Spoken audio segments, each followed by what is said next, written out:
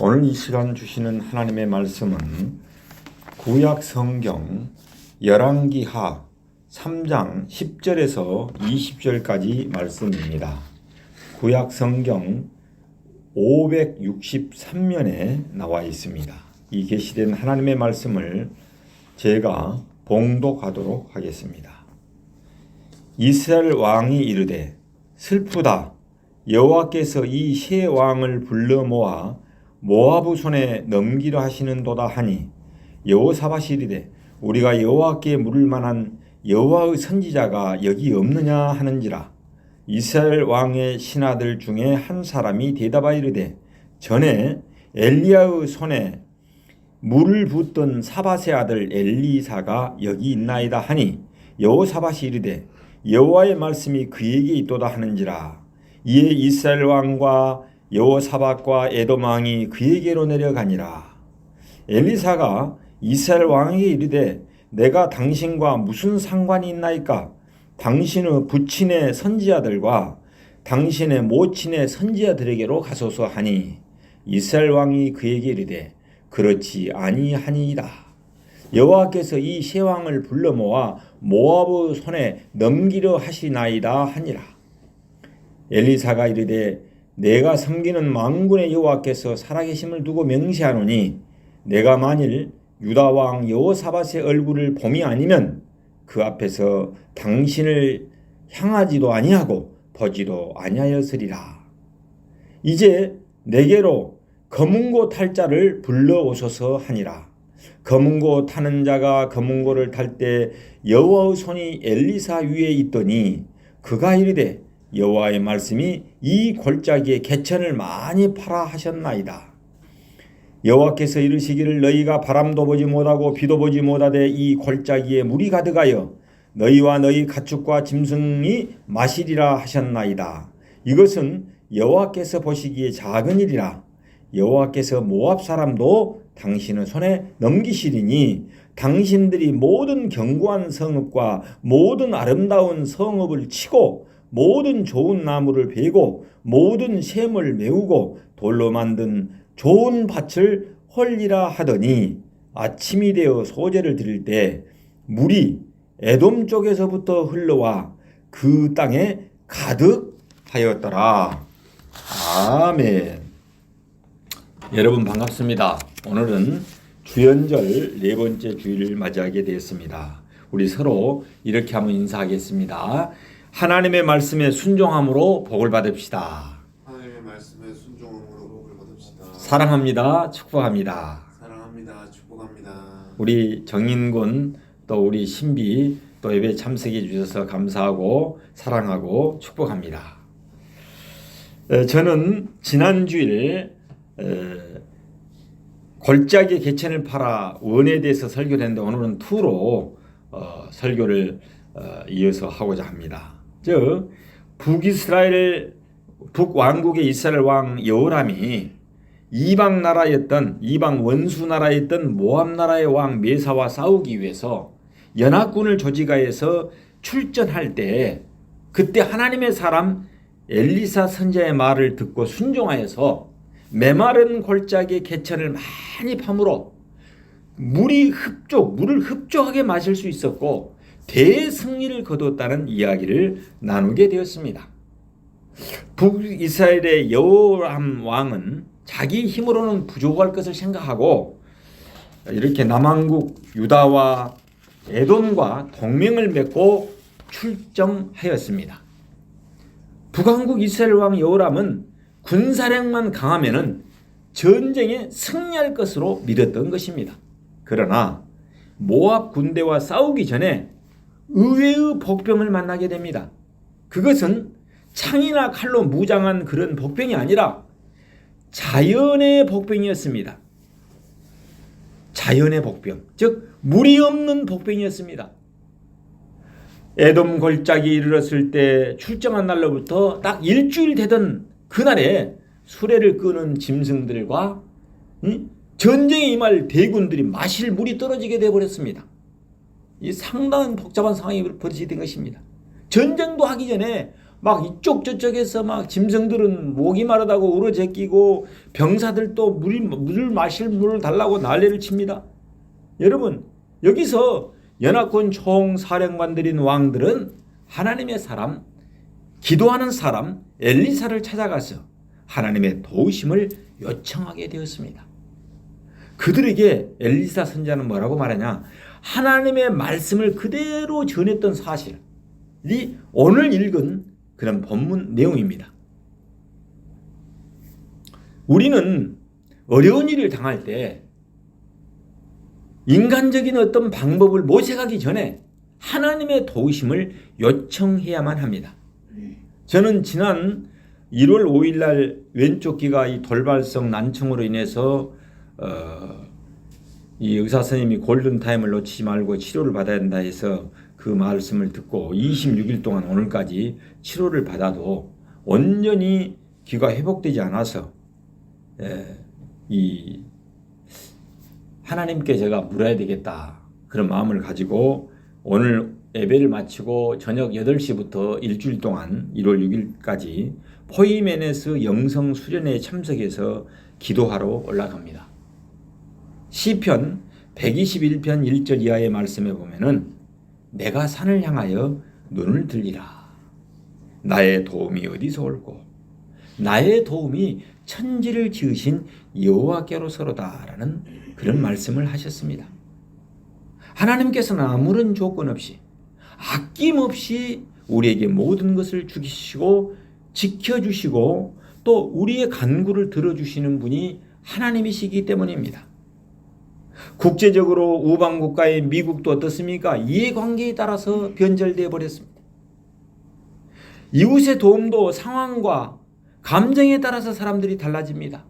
그러나 하나님은 그 크신 사랑과 하나님의 그 도우심은 온 천지가 변해도 변하지 않을 줄로 믿습니다.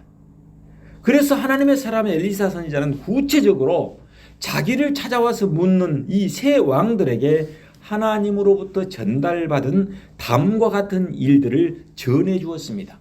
첫 번째가 무엇이냐? 골짜기에 개천을 많이 파라고 했습니다. 물이 없다고 걱정하고 염려하고 근심할 것이 아니라 골짜기에 개천을 많이 파라. 개천을 파되 골짜기에다가 파라라고 했습니다. 여러분, 그 골짜기는 어떤 골짜기입니까? 메마른 골짜기였습니다. 시냇물이 흐르고 샘이 솟아야 할 골짜기임에도 불구하고 물이 말라버린 절망의 골짜기였습니다. 숲이 우거지고 맑은 물이 흐르는 대신에 돌멩이들만 뒹구는 그런 골짜기였습니다. 물이 없는 골짜기는 사막이나 마찬가지입니다. 재구시를 못하는 인생도 마찬가지입니다.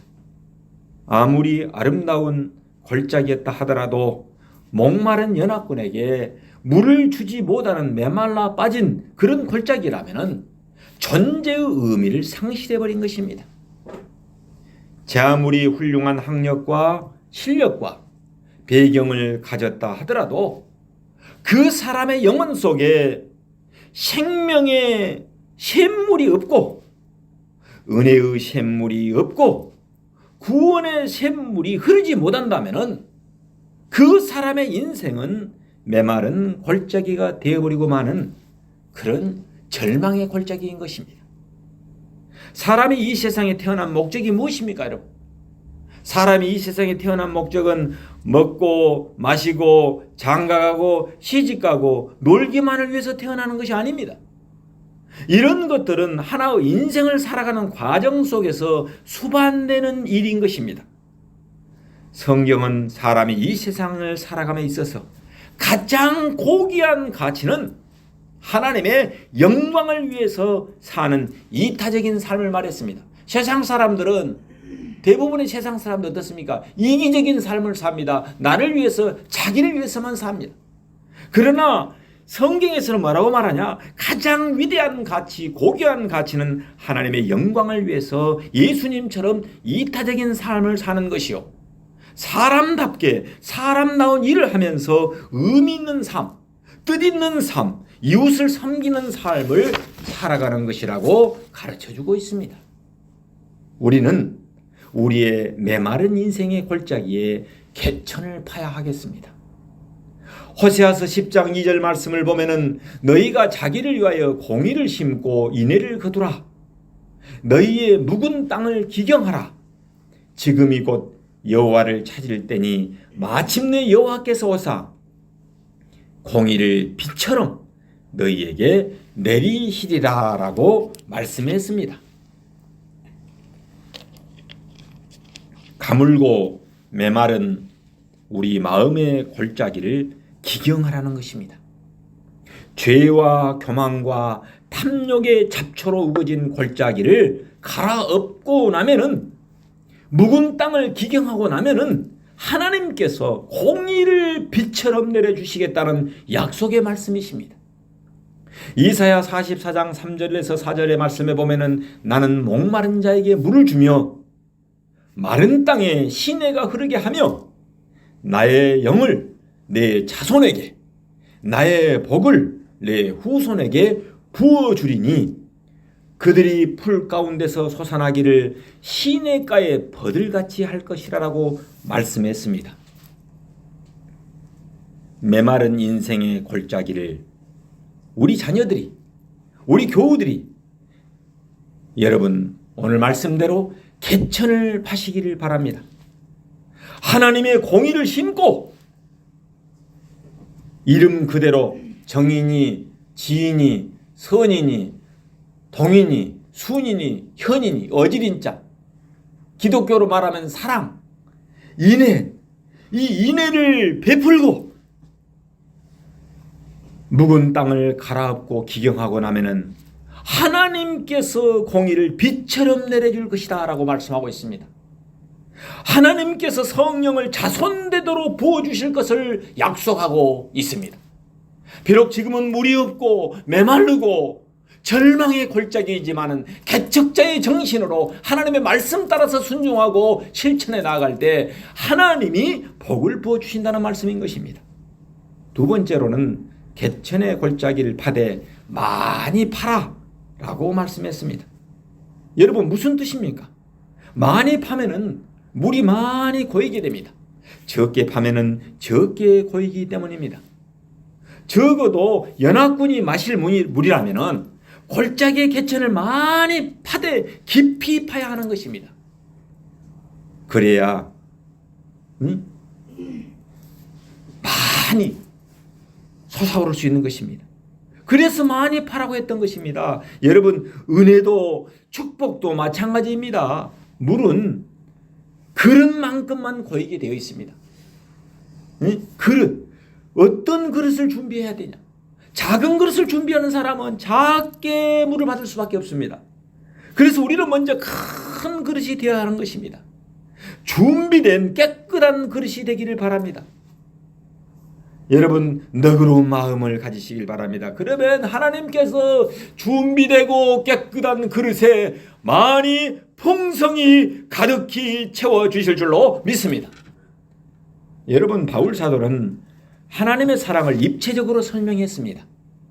에베소서 3장 18절 19절 말씀에 보면은 능히 모든 성도와 함께 지식에 넘치는 그리스도의 사랑을 알고 그의 넓이와 길이와 높이와 깊이가 어떠함을 깨달아서 하나님의 모든 풍성하신 것으로 너희에게 충만하게 하기를 구하노라 라고 말씀했습니다.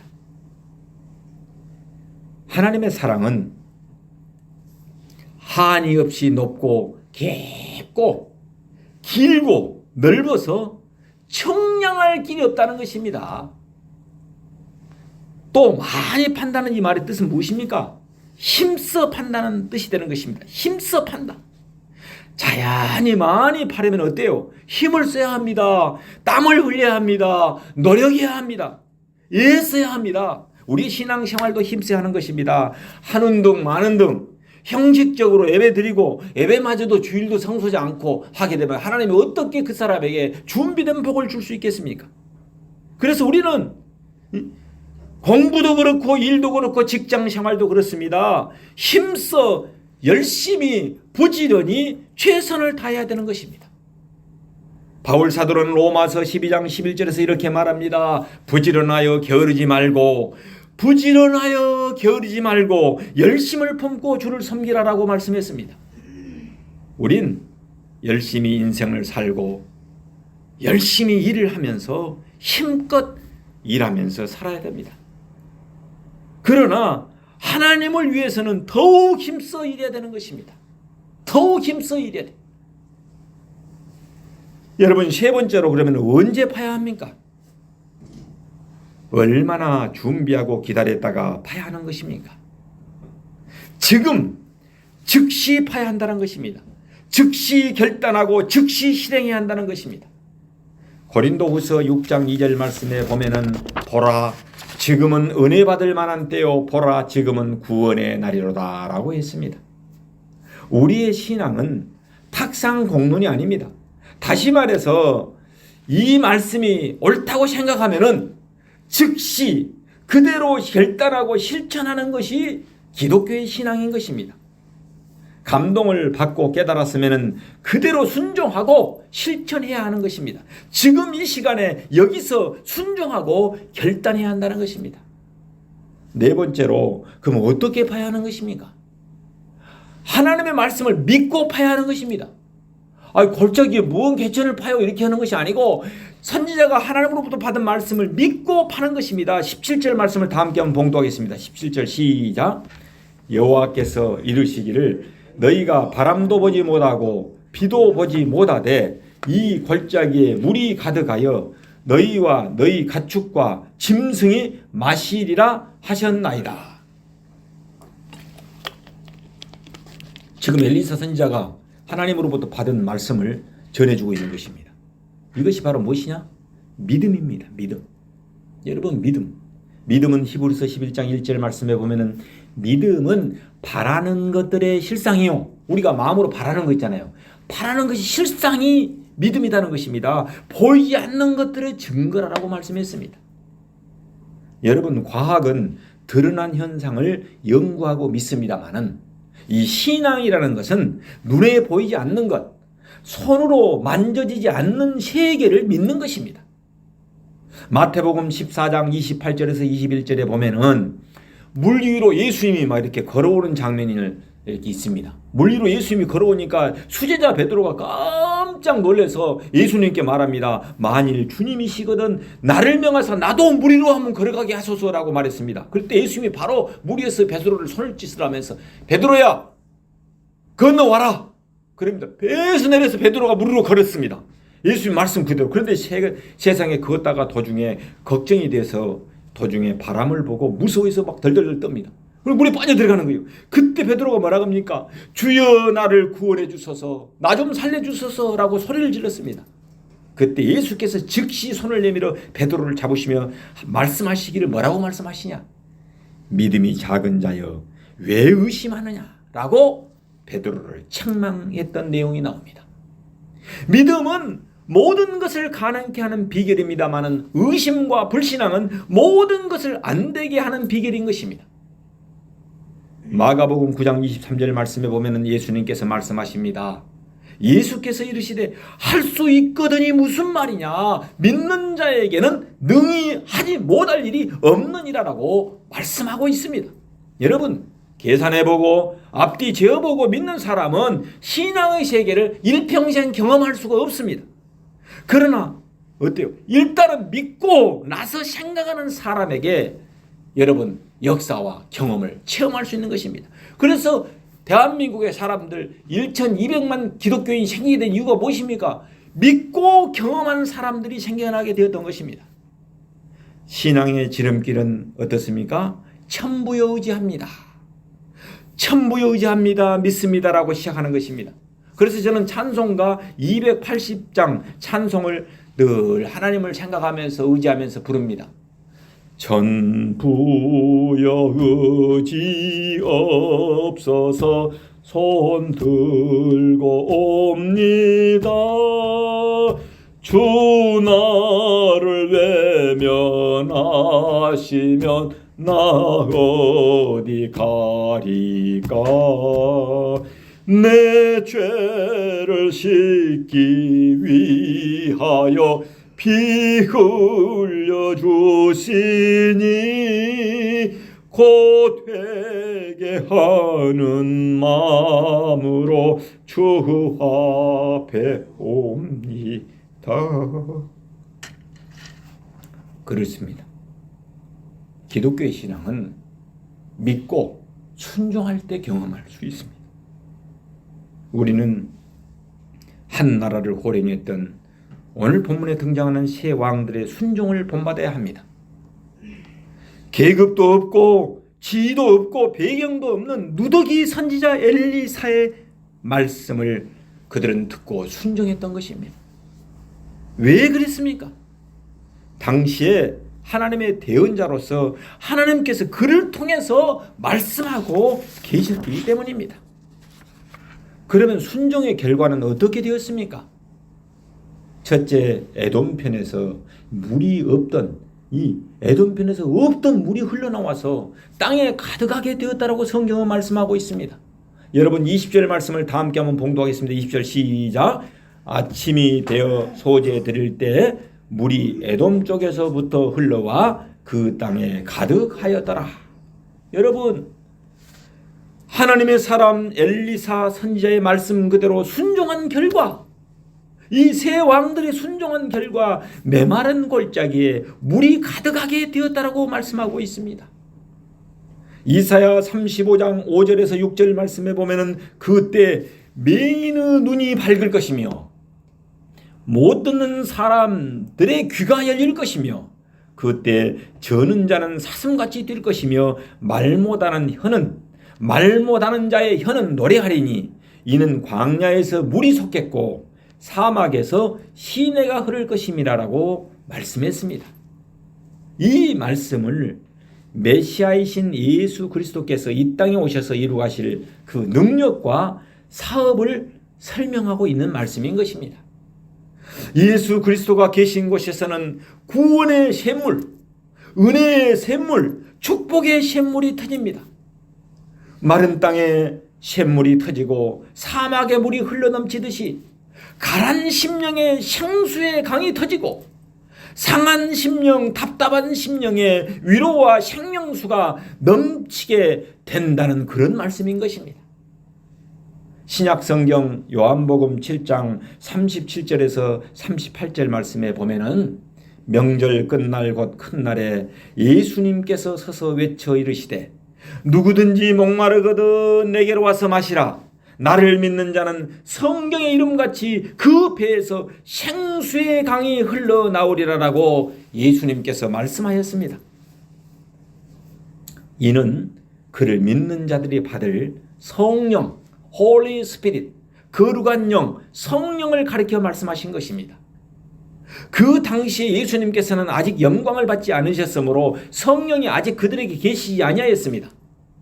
이것은 예수님을 믿는 자에게 주시는 성령의 충만한 은혜를 의미하고 있습니다. 하나님은 좋으신 하나님이십니다.